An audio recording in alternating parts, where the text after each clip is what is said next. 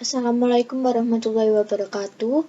Kami dari kelompok 3 izin memaparkan materi mengenai penelitian eksperimental, yaitu untuk mata kuliah metodologi penelitian akutansi. Sebelumnya, kelompok kami terdiri dari tiga Dian Afifa NPM 017, Amelia Putri NPM 074, Octaviani Dita NPM 082, Aulia Siwi NPM 097, dan Nikodemus Christian NPM 104. Teori dan konteks. Adanya ledakan penelitian eksperimental dalam audit pada pertengahan 1970-an, penggunaan subjek berpengalaman atau praktisi ahli sebagai peserta dianggap penting untuk memberikan validitas eksternal yang diperlukan untuk riset. Hal ini mengakibatkan sebagian unsur jurnal telah menyatakan presensi untuk menggunakan praktisi dalam setiap penelitian eksperimental. Peran teori dalam pengaturan penilaian nyata. Untuk mengambil keuntungan dari kekuatan potensial pengaturan eksperimental dalam menguji hubungan sebab akibat, kerangka teoritis yang dikembangkan dengan baik sangat penting. Setelah kerangka teoritis telah ditetapkan, peneliti dapat memutuskan variabel mana yang harus dimanipulasi dan diukur dan mana yang dikendalikan. Penanaman dan penilaian dalam konteks tugas tertentu. Pernyataan tentang konteks merupakan ancaman yang berpotensi besar terhadap validitas eksternal penilaian dalam tugas-tugas eksperimen. Peran insentif bagi peserta. Satu masalah kontekstual menjadi perhatian khusus dan telah mengangkat sejumlah masalah terkait ketersediaan insentif untuk motivasi peserta untuk mengeluarkan upaya dalam kinerja tugas dapat menciptakan lebih banyak masalah daripada itu memecahkan. Kita mungkin perlu memeriksa teori insentif dan cara mereka mempengaruhi individu dengan karakteristik pribadi yang berbeda. Sebelum kita dapat mengukur efeknya, Bonner and Sprinkle pada tahun 2002 baru-baru ini menetapkan kerangka teoritis untuk pembayaran insentif yang kemungkinan akan menghasilkan penelitian lebih lanjut bidang ini. Yang pertama, penggunaan tenaga profesional sebagai partisipan penelitian.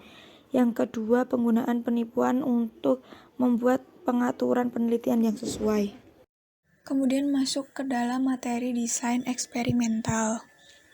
Penelitian eksperimen termasuk jenis penelitian kuantitatif.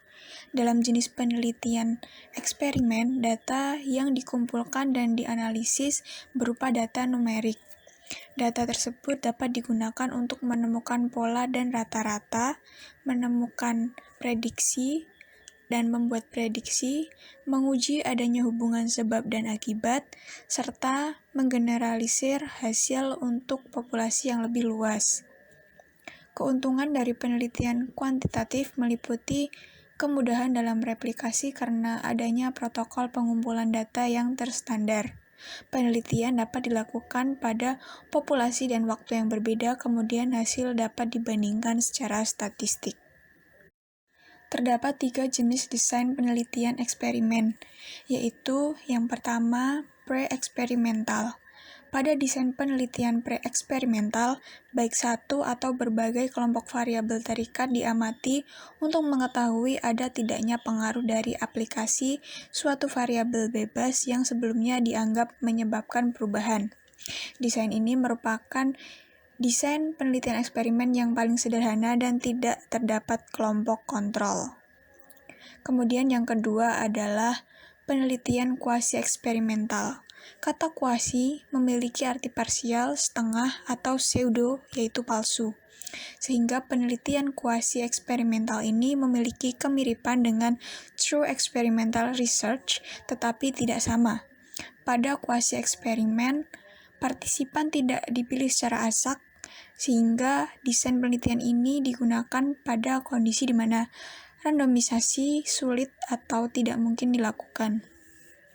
Lalu yang ketiga ada True Experimental Research Design, yaitu desain penelitian ini bergantung pada analisis statistik untuk menerima atau menolak hipotesis. Selanjutnya yaitu mengenai bentuk kontrol prosedur alternatif.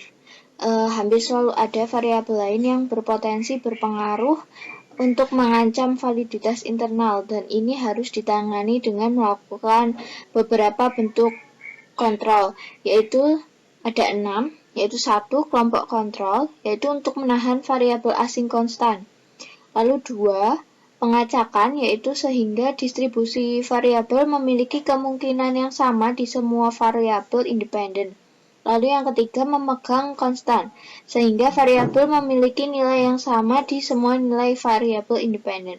Yang keempat, pencocokan, sehingga distribusi variabel adalah umum di masing-masing variabel independen.